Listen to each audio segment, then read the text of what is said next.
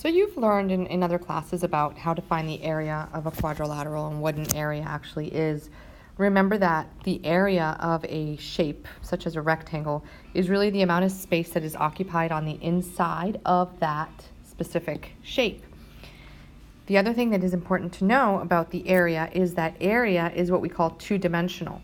If you think about perimeter is the distance around. So perimeter only measures length. It's one-dimensional. Area, on the other hand, measures length and width because it's the space that's occupied on the inside vertically and horizontally, or length and width. It's all of the space that's occupied on the inside. So area is two-dimensional. Perimeter is one-dimensional. Similarly, if we were to talk about volume in the future, as you will, volume is three-dimensional. And the reason that it is three-dimensional is because it measures length times width and height. Going back to area, since area is two-dimensional, you have to remember that the units are also two-dimensional. We call those square units. You could say units squared or square units. Perimeter is one-dimensional, so you would just call them just plain old units. So, for example, if I measure the distance around a fence with a backyard to measure the length of a fence, if this was 5 feet and the width was, or the base was 12 feet, the perimeter would be 5 plus 12, which is 17, plus 5, plus another 12. So altogether, that would be 34 feet. That's perimeter. The area would be the 5 multiplied by the 12, which is 60, and it's square units, so it would be feet squared, or you could say square feet if you wanted to abbreviate it that way. With that, we go into the notes where we say that the area of a quadrilateral, remember quadrilateral is four-sided, is the quantity that expresses the space occupied inside of a two-dimensional figure. The area is calculated by multiplying the base by the height, or length times width, whichever one you want to call it as. And remember that because area is two-dimensional, we use units squared.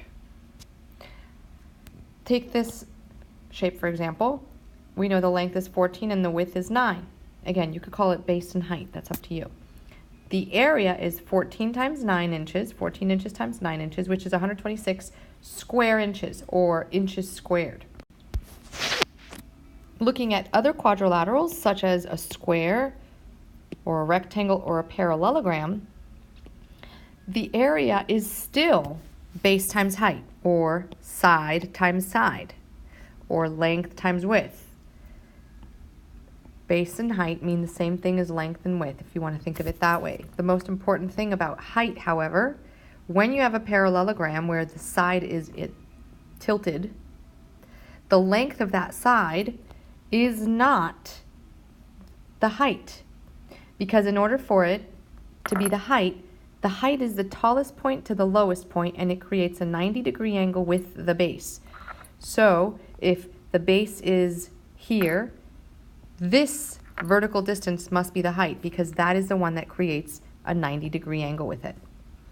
In a rectangle and in a square, the base and the height, or the side and the side, or the length and the width, actually create the 90-degree angle with each other, and so therefore they would be considered base and height if you wanted to call it something similar to that of a parallelogram.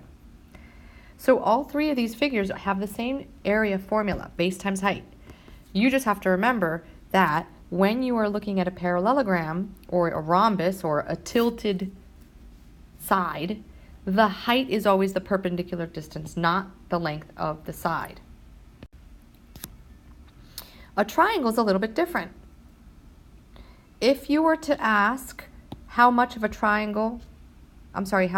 quadrilateral a triangle is, you would hopefully be able to see that if I looked at this quadrilateral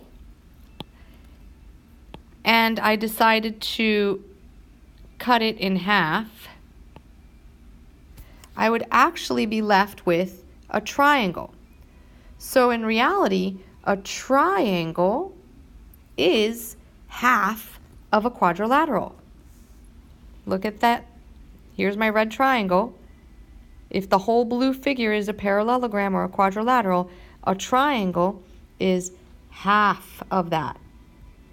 So because of the fact that it's half of a quadrilateral, the area of the triangle will be the same as a quadrilateral, base times height, but then you're going to take half of it. That's the reason why the area of a triangle is base times height and then divided by 2. That can also be written as you see here, 1/2 times base times height. The divided by 2 is the same thing as taking half of it. On that line, if you think about a trapezoid, we notice that although a trapezoid is a quadrilateral, if I wanted to, I could break it up into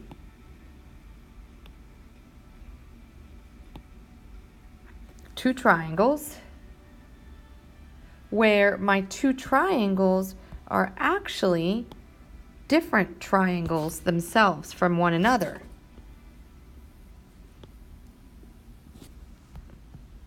Here are the two triangles. Together they make up the trapezoid. But separately, they are two different triangles.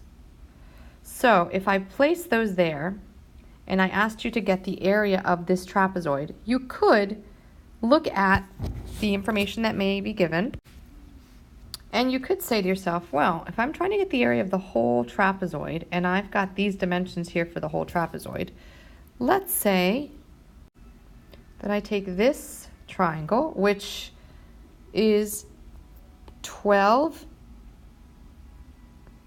as the base, and the height is 10. You notice that the height is the distance from top to bottom. That's the 10. So here's my triangle. I have 12 inches here, and the height is 10 inches. And then I take the blue triangle, and I rotate it maybe a little bit like this, just so that it's easier to deal with. And that base there, if you notice, the base is 8, so this is 8. So I'm going to go like this, and I'm going to write down that this is 8 inches. And the height, once more, from top to bottom, the height, if I was to do this movement here again, you would notice that in my blue triangle, the height is from here all the way to here. So if I was to extend it out this way, the height is also 10. Both triangles have the same height of 10. So I'm going to put this like that so that we could see that that's 8. And I'm going to write down that the height of this triangle is also 10.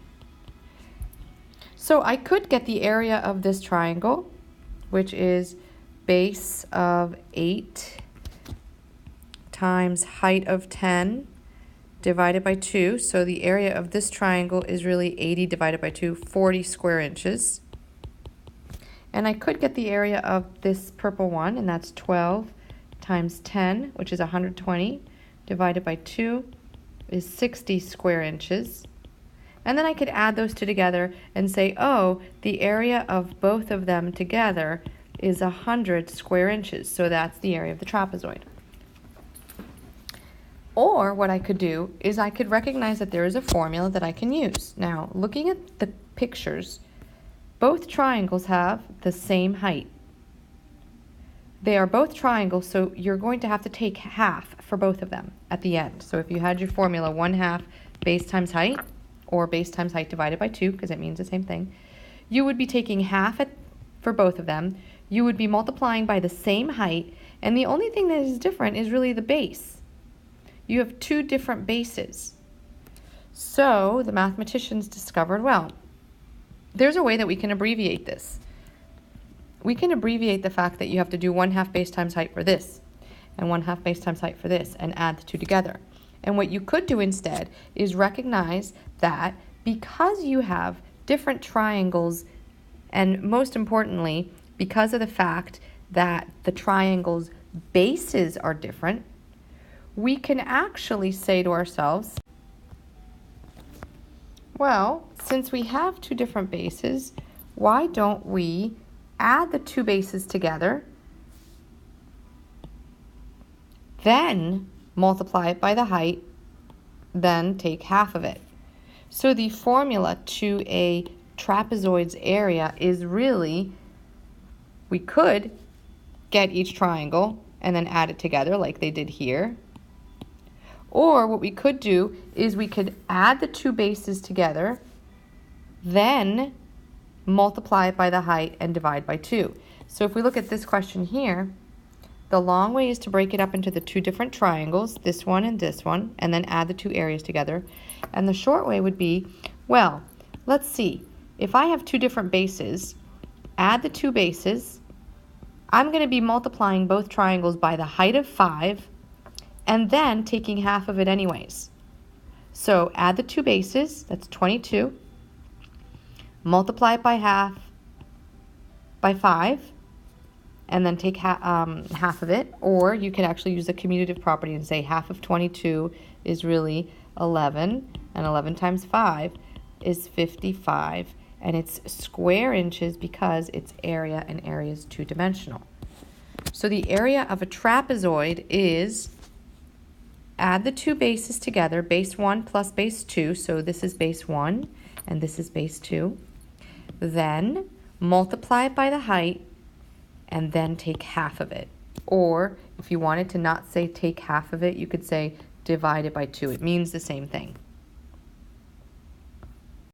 So what you are going to be working on now is completing the math space F8.5 by tonight.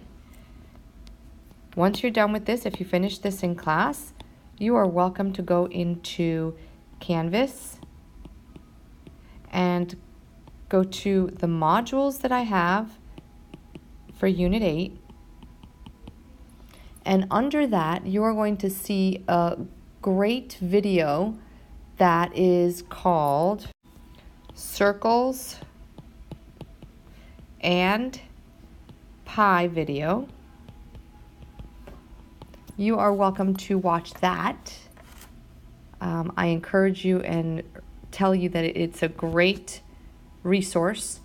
It's a great explanation, because tomorrow we're going to talk about circles and circumference, and it's going to talk about pi. So go ahead and get that stuff done, and I will see you guys tomorrow.